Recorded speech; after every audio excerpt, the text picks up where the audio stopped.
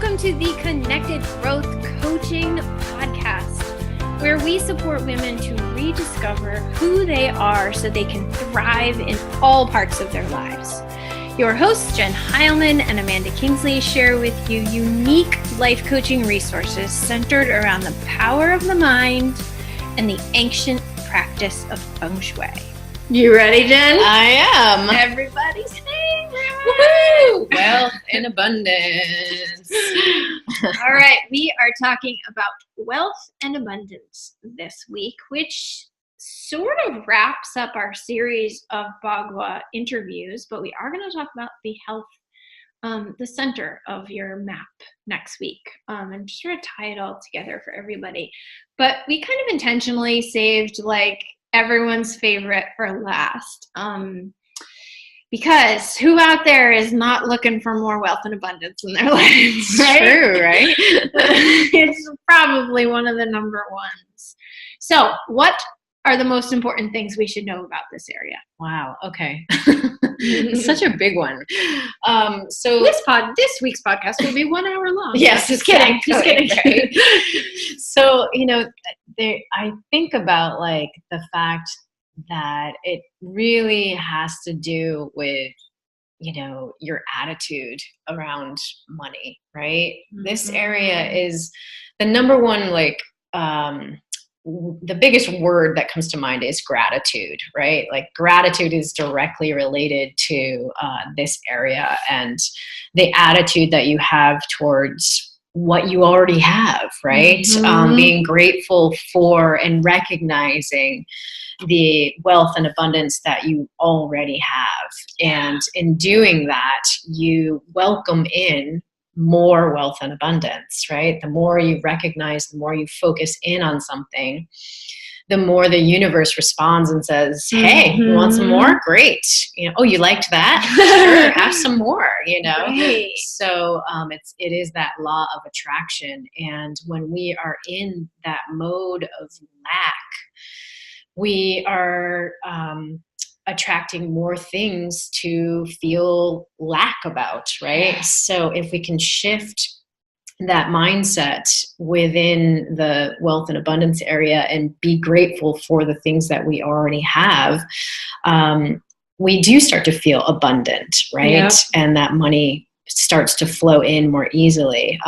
We were discussing a little bit earlier this morning about the fact that when we are in lack mode, we don't see the things that we already have, right? And so when a bill comes, we automatically go, how am I going to pay for this? And, all of that. But so when you're in a more positive, abundant mindset, you get the bill and you come up with ways to pay for it, because you know that the resources are there. And, it's when you're in lack mode, you just don't see those resources, some people, they may actually be in a situation where they just don't have the resources to pay for something. And I get that, but in shifting, I feel like in the world that we live in here in America, most people have resources. They're just not tapping into those resources, not seeing those resources in a way that's creative and, will supply what they need to pay the bill kind of thing, Right. But so anyways, the wealth area is about feeling that contentment and, that security of having enough. We touched into a little bit in the last podcast when we were talking about the polar opposite, which is the helpful people area. We touched into a little bit about the fact that this area is related to your help me out, your root chakra, chakra. And the root chakra is basically connecting you to the earth and what the earth is supplying for you, and that trust that comes. Security. Yeah. Mm-hmm. That trust that things will show up when you need them. And if you are tapped into that trust, then things do readily show up. Yeah. Right. Yeah. So I want to jump back to what you said about, gratitude attracts more things to be thankful for, and lack attracts more challenges to overcome. And I struggled with this for many, many, many, many, many, many years. And it was my absolute favorite thing about really digging into the life coaching work, especially Brooke Castillo's work. And that's who I certify through. And really seeing in a systematic way how and why that's true. And it's so eye-opening. So if you haven't done any of that work with me or with anyone, it's so powerful to be able to literally see how gratitude attracts more things to be thankful for, and lack attracts more challenges to overcome. And it all has to do with your feelings and your actions and your choices and your thoughts. And once you see it laid out, you're like kind of mind blown. Like, dude, now I get it. This isn't all woo. And I think that's really powerful. So for those of you who are like, what do you mean my lack in complaining is attracting more challenge? It really, I'm really complaining is, because I have challenges. Exactly. Right? Yeah, like you're not living my life. You don't know what it's like to walk in my shoes. And I've been there. I have been there. And just being able to see that from a different perspective is so powerful. Right. So, I just wanted to point out that, like, I know there are people out there who are resisting that truth of the law of attraction. And there's really simple ways to see it through your specific life, and it's powerful stuff. So gratitude is always the first thing I think of when I think of this area. Right, exactly. Yeah. And so, I mean, that's the beauty of the work that you and I do together, right? Is that when we talk about what's going on in the wealth area and we are able to open up that space within your home, it's more of an approachable way of tapping into those money stories. And then when you come around, right, and you tap into, what is that story and where is it rooted?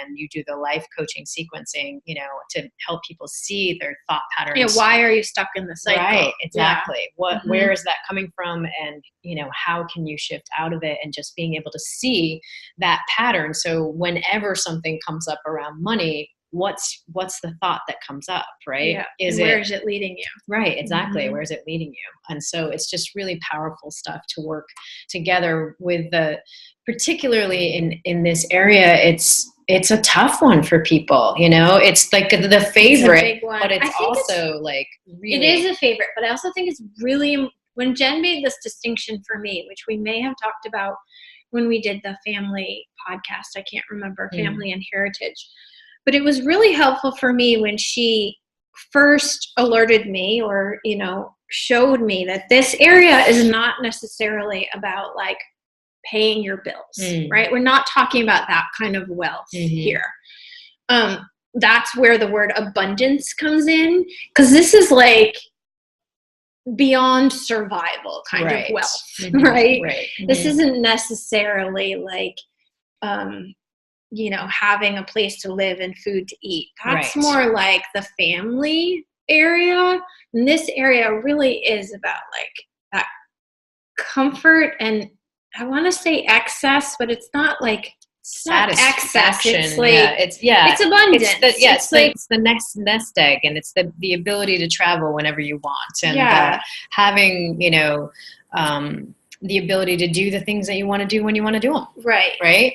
Which is in a lot of people's minds, that's luxurious. Right. And that is what we're saying, is that it is attainable to have that kind of, wealth and mindset around that wealth too. It's like when you pay the bills, that doesn't stop you from going on a date with your husband or signing your kid up for soccer, because there's this abundance beyond that. Right. That you can really start to settle into the freedoms of your life. The freedoms, right? Like it's like Jen and I are like, so much of our work is like survival, moving from survival into thrival, right? Like, how do you thrive? And this is what that area is about.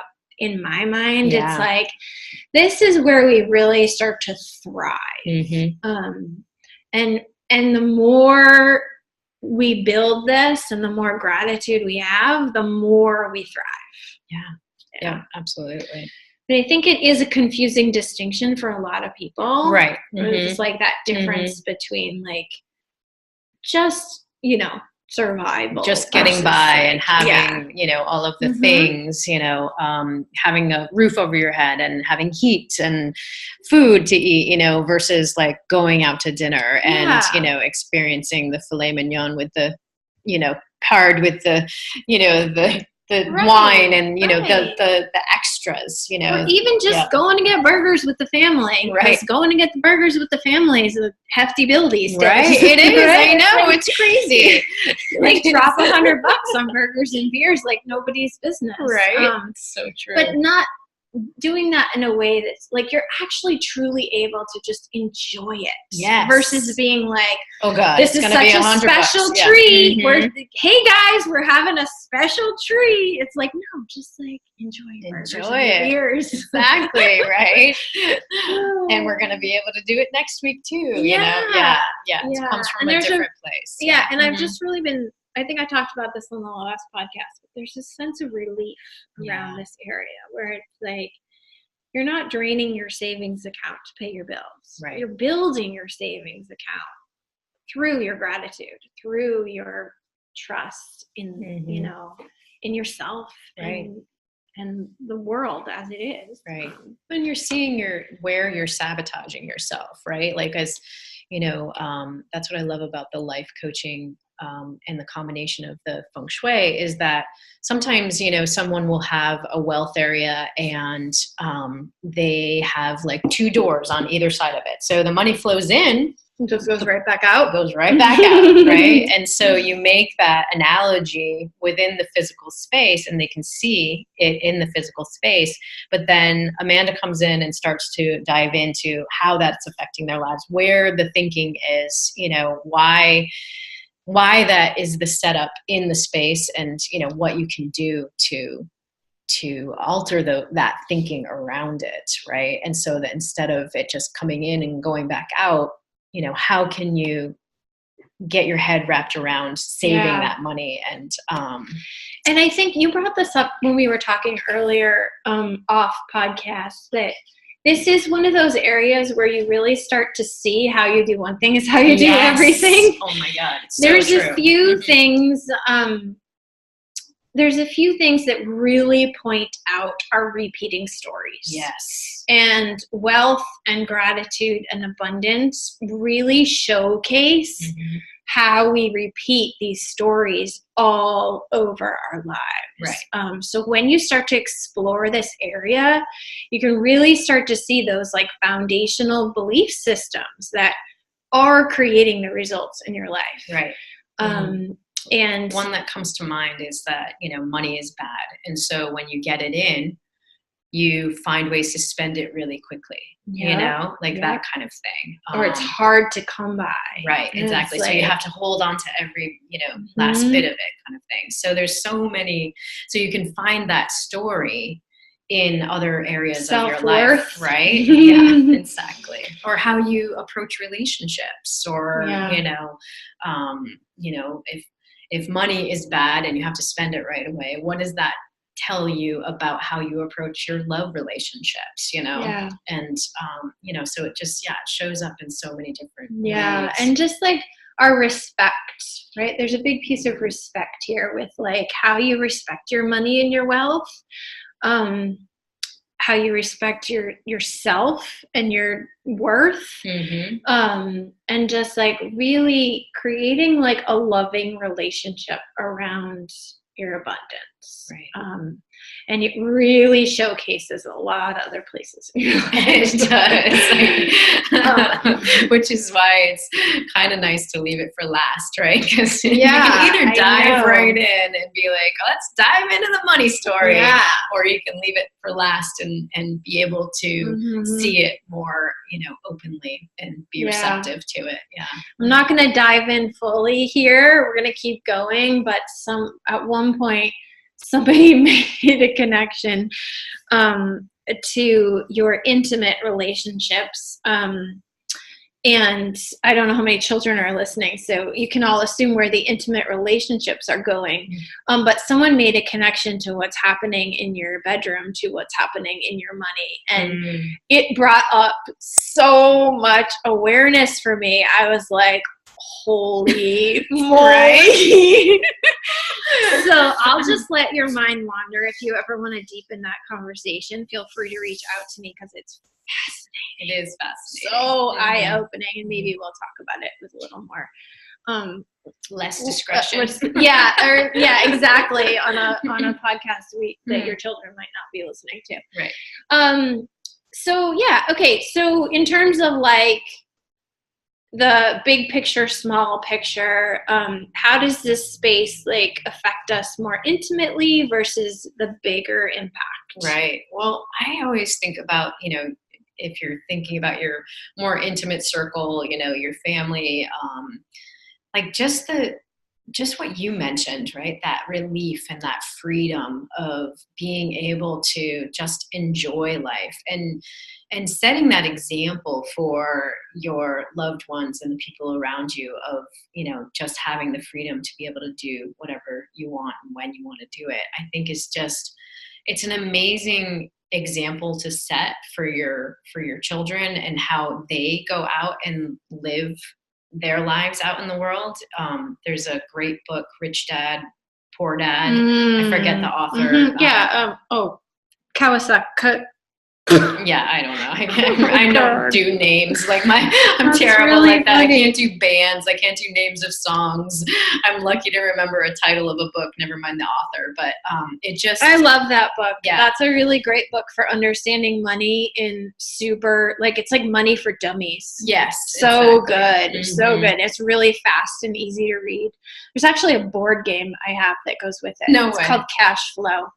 It's like basically like Monopoly on steroids. So you're like learning about money through a game. Like Right. You're learning about investments and real estate, and like you start to like have fun with money because It's really just numbers. It's really just like problem solving, and we make it out to be so much more than that. But like it's really just numbers. Yeah. It's like numbers in, numbers out. And do you have enough to cover it? Right. Yep. Yeah, exactly. Yeah. So it's also that the attitude, if you were raised one way versus another, you have a different attitude around money and wealth and what your worth is and your potential and all of that kind of stuff. It's all just so some tied of those in. stories get locked in when you're super little. Like my biggest money story comes from when I've probably talked about it before. Like I was like 7 at gymnastics. So again, I'm not going to get into it, but totally innocent situation that locked in this deep-seated money belief for me that I'm still unraveling, like on a daily basis. Right. Yep. Exactly. So those money stories are big. They really latch in and they affect so much. So what are the big, go ahead. I was just gonna say my money story is from my 7th birthday as well. Yeah. It's like that. It's a prime age when you really start to understand like, wait, why can't I have that? Or why does that person not have that? Or what's going on here? Lots of stuff, big stuff. But it's probably a really common age for money story stuff to come through. Yeah.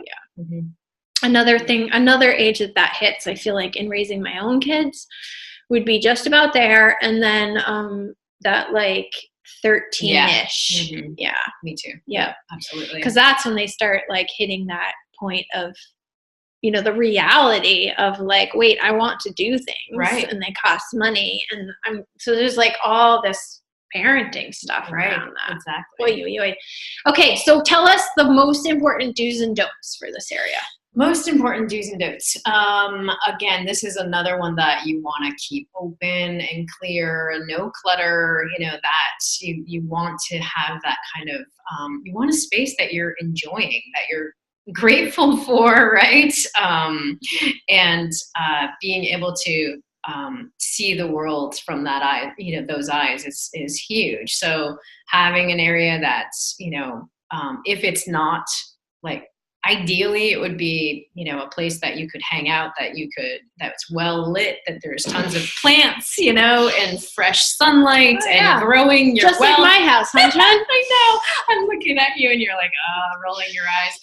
So, if you don't have that, then, keeping that space open and clear as much as possible is huge, so that you can receive that wealth, that you can, just tap your attitude, connect the attitude with the space, right? Yeah, right. So what about colors and elements here? So this area is related to the color purple. Mm-hmm. I also like to throw in like gold or red.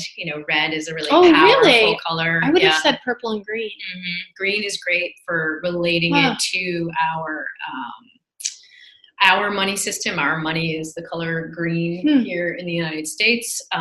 But green is growth, so that's good. Okay. So purple, red. Yeah. It's definitely, purple is very regal. Red, but I'm going to guess not fire. Not fire. Yeah. Fire is a don't, because you don't. It's more like the richness of red than like the fiery. Right. Yeah, exactly. Okay. Yeah. Mm-hmm. More the power of red. Any elements in here like water, wood, metal? Yeah. I mean, the main elements, would be wood and that growth of wood. So like having plants, like upward growing plants in this area, something that feels like it is expanding and growing. That tree energy is really great for this area. And water as well is the flow of money.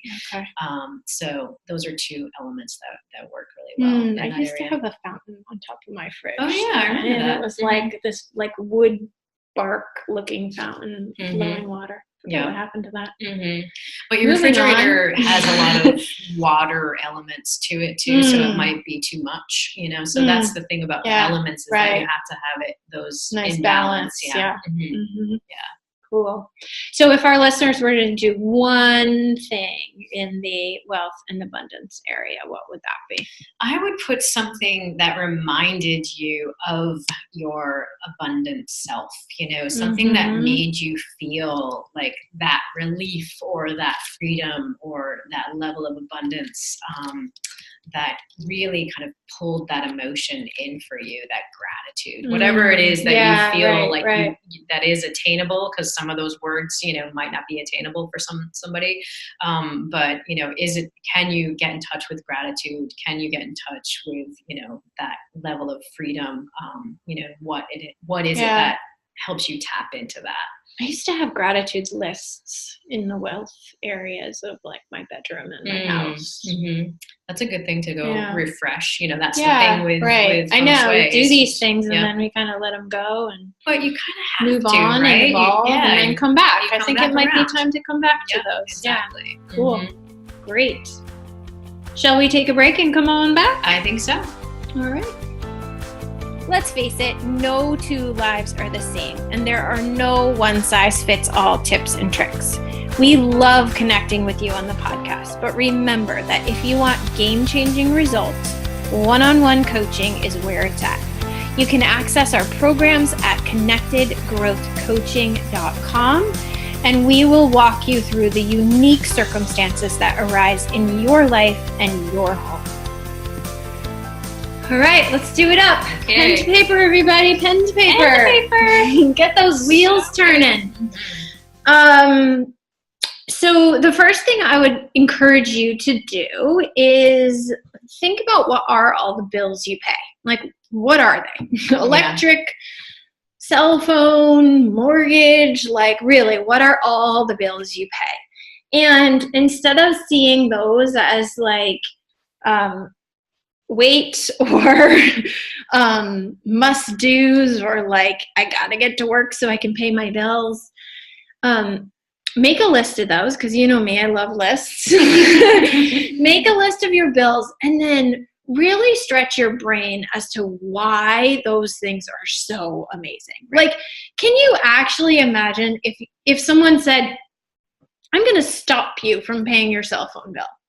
I am going to get in the way, get in between you and your cell phone bill, which will mean that your cell phone's going to get shut off and you're going to lose access. Like, you're freaking out just thinking about it, right? Like, can you imagine life without your cell phone? Life without electricity? Right. Like, if I actually took away that privilege of paying your bill, you would no longer have the service. Which, so just kind of like really recognize how grateful you are to have those bills, right? Because that means you have access to whatever's on the other side of them. Right. It means that you have a roof over your head. It means that you're able to connect with your loved ones. It means that you, have water flowing to your house. Clean water. And it's hot when you get in the shower. Right. Yeah. So really just kind of stretch your mind about what the impact of paying those bills is. Like, why are you grateful for those bills, not just burdened by them? Because we forget to like really celebrate. Like, you can write your check to your, not that anyone writes checks anymore, but it's true. Right. You can write your check exactly to your electric company and just be like, this is amazing. I get to pay this bill and be able to turn on my lights at night when it gets dark, right? It's like, we just we take it for granted, right?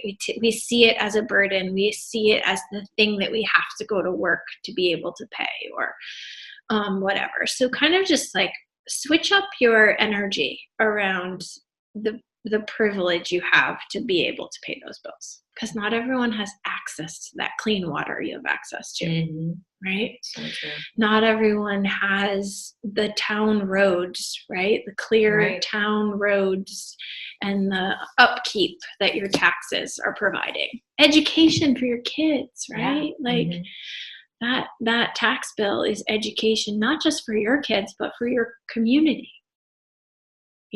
Big stuff. So just remind yourself how amazing your bills are, because your bills are amazing.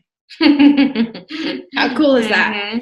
All right. And then the next thing I would encourage you to think about is like, what is the difference in your life between surviving, paying the bills, meeting your health needs, eating enough to get by, and thriving, right? And so there may be places in your life that you are thriving.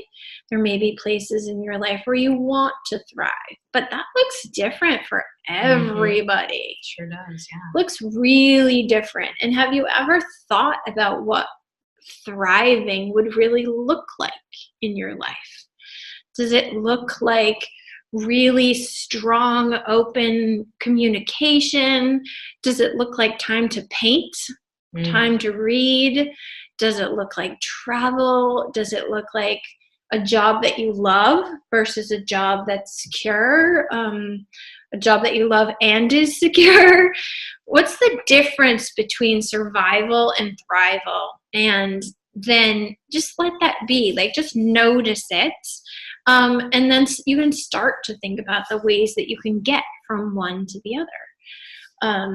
It's my favorite thing about what we do in the work that we do with our clients is to create this thrival guide. Like, who are you and how can you best thrive in the world based on your personality, your circumstance, your unique life and desire. So survival to thrival. And Love that wraps up wealth and abundance. Very good. Until next week. So next week, let's talk about health and let's sort of tie in what's the deal with this Bagua map and how does it all pull together. Perfect. As always, thanks for listening. If you learned something today that can help the people in your circle, please help us get the word out by sharing. When you leave us a rating and review on iTunes, it not only warms our hearts, but it helps people find us. We are eternally grateful for your support, and we're looking forward to connecting with you next week.